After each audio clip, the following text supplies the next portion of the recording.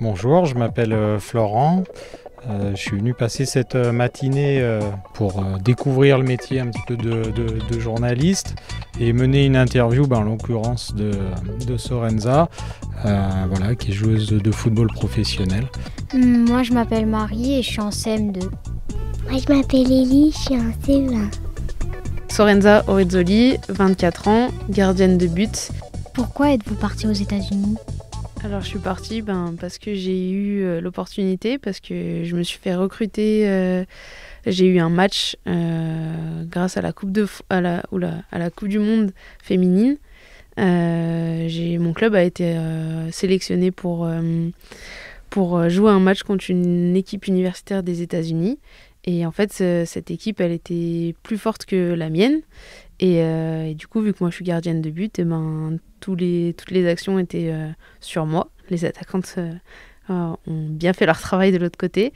Et du coup, le coach adverse, à la fin du match, il est venu me voir en me disant est-ce que ça te dirait de venir faire un an aux États-Unis à l'université. Donc moi, j'ai sauté sur l'occasion et un mois après, j'avais fait mes valises et c'était parti.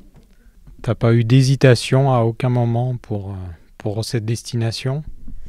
Je venais d'avoir mon bac. Du coup, au niveau études, j'étais un petit peu perdue. Je savais pas ce que je voulais faire. Et du coup, je me suis dit que c'était une super opportunité qui tombait au bon moment. Donc, il y a eu plein de facteurs qui ont fait que en un mois, c'était plié et j'avais pris mon billet et c'était parti. Et j'ai enquillé, quoi, la première. Tu étais dans une université, raconte-nous un petit peu la différence qu'il y a entre le football, on va dire européen dans un club pro et le football dans une université américaine. Faut savoir que du coup, aux États-Unis, en fait, il n'y a pas forcément de clubs comme nous, on a l'habitude de voir en France, par exemple. Il n'y a pas de petits clubs de village. C'est vraiment des clubs des équipes qui sont reliées aux écoles, aux universités. Du coup, en fait, le processus là-bas, c'est que quand tu es en primaire, tu joues dans l'équipe de ton école, et ainsi de suite quand tu montes au niveau scolaire. Et en fait, là-bas, c'est vraiment le rêve américain, quoi. Il y a le show à la mi-temps, il y a les pom-pom girls, il y a les tambours, il y a des gens dans les tribunes. C'est vraiment un show qui est particulier que nous, on n'a pas forcément l'habitude de voir ici dans nos clubs régionaux. Et du coup, vraiment, c'était une super expérience parce que il y avait du niveau, des gens qui nous regardaient, il y avait de l'ambiance, il y avait un speaker, il y avait l'hymne à chaque début de match, l'hymne national américain du coup. Et ça fait vraiment quelque chose, ça rajoute un show particulier avant d'attaquer le match, quoi. T'es resté toujours dans la même université où il y a des possibilités d'évolution? Quelles sont les propositions que tu as eues sur place? Alors, moi, je suis restée du coup sur la même université c'était les Panthers de Portland. Et en fait, c'était ce qu'ils appellent là-bas un college. Et en fait, c'est donc en 2 ans. Et après, on va à l'université. Ou alors, pour les plus riches, ils vont directement à l'université de 4 ans, mais c'est beaucoup plus cher. C'est encore un autre monde par rapport au collège. Et moi, j'avais pas forcément les moyens d'aller à l'université. Parce que du coup, eux, vu qu'ils font leur classe depuis la primaire, en fait, ils sont sponsorisés, ils sont aidés financièrement par les écoles. Et du coup, moi, vu que je venais de France, j'avais pas cette aide-là. Donc j'ai dû aller au collège. Et pour le moment, au fur et à mesure de l'année, je suis restée dans la même équipe tout au long du championnat. On a même réussi à se qualifier pour les All-Stars. Donc comme au basket, il y a des matchs en plus, du show en plus, du monde en plus. Il y a toute l'université qui est derrière l'équipe, donc c'est vraiment cool de jouer là-bas. Comment s'appelaient les gens qui vous ont accueillis en famille d'accueil ? Alors c'était les Castañeda. Du coup c'était une famille, ils étaient 5. Donc il y avait 2 garçons et une fille. Ils avaient plus ou moins 2 ans de plus ou de moins que moi. Et les parents, ils s'appelaient Nancy et Jorge. à la mexicaine, parce que du coup j'avais les deux cultures, j'ai eu la chance d'avoir les deux cultures dans ma famille d'accueil, mexicaine et américaine. On sent que tu as apprécié à la fois de pratiquer ton sport, le football, et à la fois la vie un peu à l'américaine, la découverte. Il y a eu d'autres pays que tu as fait dans ta carrière où tu as ressenti ça, ou tu peux nous en dire plus? Et ben, quand j'étais au Glasgow Rangers, c'était plutôt un centre de formation, donc on était vraiment sur la ville et après on bougeait pour les matchs, mais il n'y avait pas forcément cette vie à côté. Alors qu'aux États-Unis, j'ai vraiment eu l'occasion de vivre à l'américaine, aller faire de la danse country, aller faire du quad sur la plage, aller faire du golf ils ont des endroits spécifiques pour faire du golf, pas comme chez nous, ils ont des grandes installations, enfin tout est plus grand là-bas, les voitures sont plus grandes, enfin tout est démesuré, donc c'était super intéressant de vivre cette expérience-là. Vraiment, c'était l'expérience à l'américaine, quoi. Et comment s'est terminée du coup cette expérience américaine et le retour en France? Et ben du coup, on a fini le championnat, on a fini le All-Star et est venu le Covid, notre ami. Et du coup, je suis rentrée en France parce que je savais pas combien de temps ça allait durer, je savais pas combien de temps j'allais être séparée de ma famille. Et du coup, je voulais pas pendant 5 ans, ne pas les voir, c'était pas possible pour moi. Et du coup, je suis rentrée et après, j'ai enclenché mes études supérieures après ça. Est-ce que votre famille vous a pas manqué? Alors, quand je suis partie au Glasgow Rangers, si, il y a eu quand même un déchirement parce que j'étais jeune, j'avais 17 ans.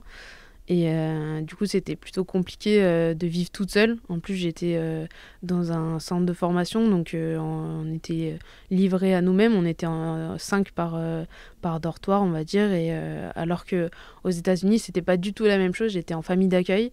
Donc en fait, mon temps extérieur au foot, il était comblé par plein d'activités qu'on a pu faire aux États-Unis. Et du coup, c'était enrichissant aussi bien au niveau du foot qu'au niveau humain et découverte d'une nouvelle culture. Et du coup, non, aux États-Unis, j'ai vraiment pas eu le temps de m'embêter et d'avoir le mal du pays. Donc c'était vraiment super, super bien.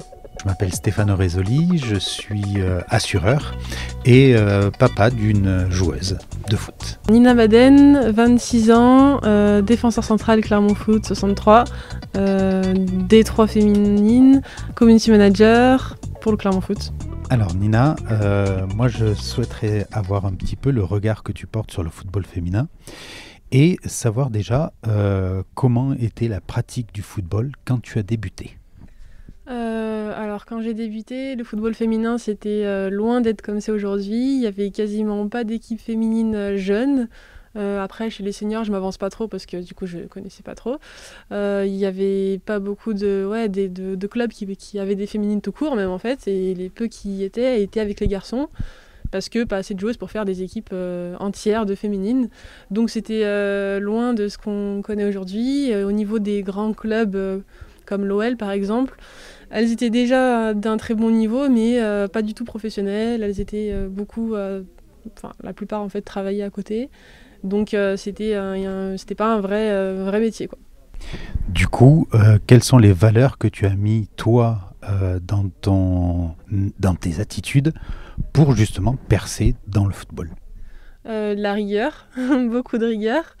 Faut savoir faire l'esprit d'équipe aussi, c'est super important. Du coup, dans un sport collectif, ça semble logique, mais avoir l'esprit d'équipe dans toutes les circonstances, c'est difficile. Quand ça devient difficile, quand on perd, voilà, c'est toujours difficile, mais il faut toujours garder à l'esprit qu'on est toutes dans la même équipe, ce qui est vraiment, vraiment, vraiment loin d'être facile. Donc voilà, c'est les deux gros éléments que je vois. Globalement, ça va être ça, hein. Et alors, pourquoi le football par rapport à un autre sport? Le football, c'est commun, c'est populaire. On en joue de partout. Il faut juste un ballon et on peut créer des cages avec n'importe quoi. Alors que, ouais, je sais pas, le basket, par exemple, c'est plus compliqué. Il faut un panier et un ballon. Le foot, c'est beaucoup plus accessible. Du coup, on y jouait un peu n'importe quand, n'importe où. Après l'école, on se prenait pas la tête. On faisait des poteaux de cage avec des pulls et ça marchait très bien. Donc voilà, c'était apprécié par tout le monde. Tout le monde aimait jouer au foot. Même si on n'était pas très bon, c'était pas grave. Il y avait un poste pour tout le monde. Donc voilà, c'était le plus simple, quoi. Alors jouer n'importe où, ça c'est bien, mais tu as fait plusieurs clubs. Qu'est-ce qui a fait que tu as changé de club ? Alors souvent c'était pour essayer d'aller à un meilleur niveau ou dans une équipe qui avait un meilleur niveau. Après il y avait aussi toute la dimension est-ce que y a une bonne ambiance, est-ce que je vais être bien là-bas, est-ce que c'est proche de ma famille, il y a toujours des éléments à prendre en compte comme ça. Mais globalement je dirais les deux choses les plus importantes c'est le niveau et parce qu'on part pas pour aller dans moins bien. Le niveau et du coup l'entourage, est-ce qu'on y sera bien pour être performant après, quoi. Du coup, en parlant de club, est-ce que tu penses aujourd'hui avoir fait les bons choix ? Oui, je pense avec du recul. Je pense que j'aurais même pu essayer de rejoindre l'OL un petit peu plus tôt, mais peut-être que ça aurait été trop tôt et que j'aurais pas été prête aussi, on ne sait pas au final. Mais je pense que globalement, oui, je suis contente des choix que j'ai faits, même s'ils n'ont pas toujours donné les résultats que j'attendais. Je me dis que c'est toujours de l'apprentissage et que ça me permet toujours de rebondir sur quelque chose d'autre. Et je pense que c'est le plus important. Même si mes attentes ne sont pas forcément comblées, il y a toujours derrière, au final, quelque chose de positif qui en découle. Donc c'est le plus important. Tu parles de l'OL, du coup, aujourd'hui c'est le club avec la SSE qui est quand même un petit peu derrière. Mais l'OL, c'est quand même le club aujourd'hui en France et en Europe qui tient le haut de la dragée. Est-ce que tu as pu côtoyer ce milieu du professionnalisme à très haut niveau ? Alors du coup, non, parce que moi j'étais dans l'équipe réserve. J'étais amenée parfois, enfin même d'ailleurs tout le temps, par exemple à jouer avec la 3e gardienne des pros. Donc souvent en fait ils nous envoyaient des joueuses qui étaient pros, qui évoluaient toute la semaine, qui s'entraînaient avec les pros, mais elles jouaient pas les matchs avec les pros, soit parce qu'elles étaient 3e gardiennes, soit parce qu'elles étaient trop jeunes. Mais comme elles avaient une grande marge de progression, ils les avaient quand même fait signer pro. Donc j'ai pas côtoyé Jenny Le Sommer et les plus grandes stars. Mais par contre, oui, j'ai déjà joué avec Selma Bacha, par exemple, qui aujourd'hui est très connue dans le foot féminin.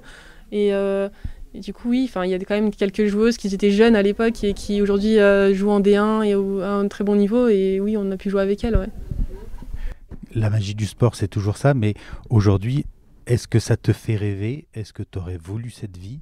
Et qu'est-ce qui aurait pu faire que tu arrives à ces ambitions-là ? Je pense que tout le monde rêverait d'avoir une vie en vivant de sa passion, ça c'est sûr. Après, je me rends compte aussi de la réalité des choses, qui est que ça demande une rigueur à tout instant, un professionnalisme constant en fait. Et je sais pas si, honnêtement, moi, avec ma façon de voir la vie et tout ça, j'aurais pu m'y tenir pendant des années pour être au meilleur niveau. Ça, honnêtement, je sais pas. Ça demande beaucoup de sacrifices. D'être loin de sa famille, d'être loin de plein de choses et d'être aussi soumis à des grosses pressions quand même. Et je sais pas honnêtement si j'aurais pu. Une dernière question, justement dans cet entourage-là. Est-ce que tu penses qu'il est facile aujourd'hui pour une footballeuse d'allier le foot, les études que tu fais aujourd'hui et la vie familiale ? Oui, je pense que c'est possible. Il y en a beaucoup qui font ça d'ailleurs. Et justement, comme on est encore entre le foot féminin pro et le foot féminin amateur, même à très haut niveau, la plupart des joueuses, elles sont obligées d'avoir un plan B, donc elles essaient quand même de faire des petites études à côté, dans la mesure du possible, bien sûr. Et je pense que oui, c'est faisable. Ça demande beaucoup d'organisation et beaucoup de rigueur et de motivation aussi, et toujours rester au top dans tous les domaines, mais c'est faisable, je pense.